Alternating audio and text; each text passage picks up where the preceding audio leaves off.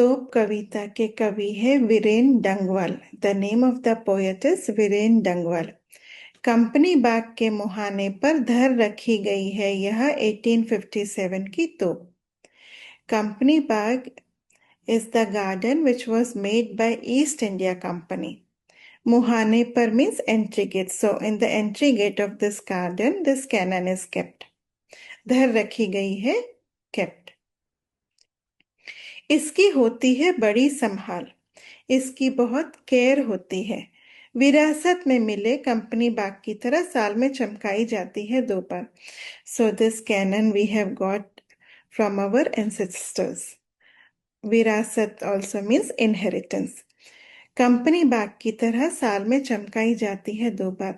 साल में 2 बार इस तोप को साफ किया जाता है, इसको चमकाया जाता है। This cannon is cleaned 2 times in a year. One is 15th August, Independence Day, and 26 January, Republic day. साल में 2 बार इस तोप को चमकाया जाता है, 15 अगस्त स्वतंत्रता दिवस और 26 जनवरी गणतंत्र दिवस को। सुबह शाम कंपनी बाग में आते हैं बहुत से सैलानी।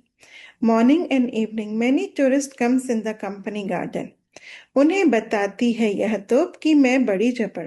This cannon tells them I was very strong. जबड़, स्ट्रांग। उड़ा दिए थे मैंने अच्छे अच्छे सुरमाओं के धज्जे अपने जमाने में मीन्स इन 1857। सुरमाओ हियर इज वीर, the brave Indians who were fighting for the independence. So this cannon killed them. धज्जे, पीसेस, धज्जे कर दिए थे उनको, किल करके उनके बॉडी के पीसेस कर दिए थे, धज्जे उड़ा दिए थे। तो सुबह शाम सैलानियों को बताती है यह तोप कि वह बहुत जबर थी। उसने वीर जो स्वतंत्रता के लिए लड़ाई कर रहे थे उन्हें मार दिया था।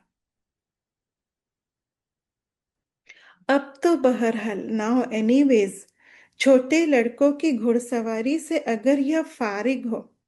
So the small boys now they sit on this cannon and they play as if they are riding the horse, घुड़सवारी।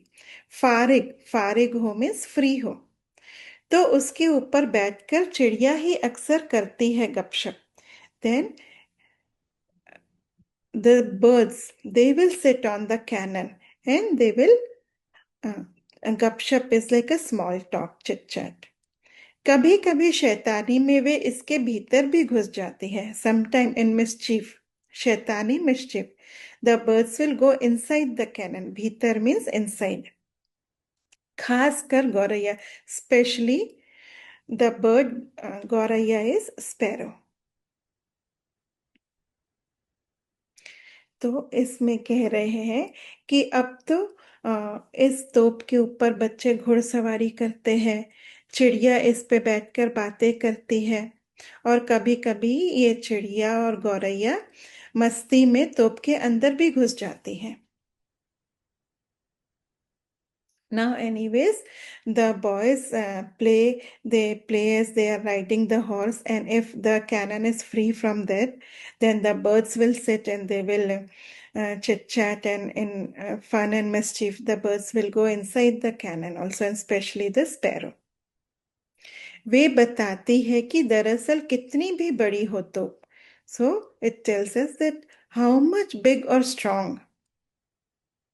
एक दिन तो होना ही है उसका मुंह बंद। One day the mouth will be closed.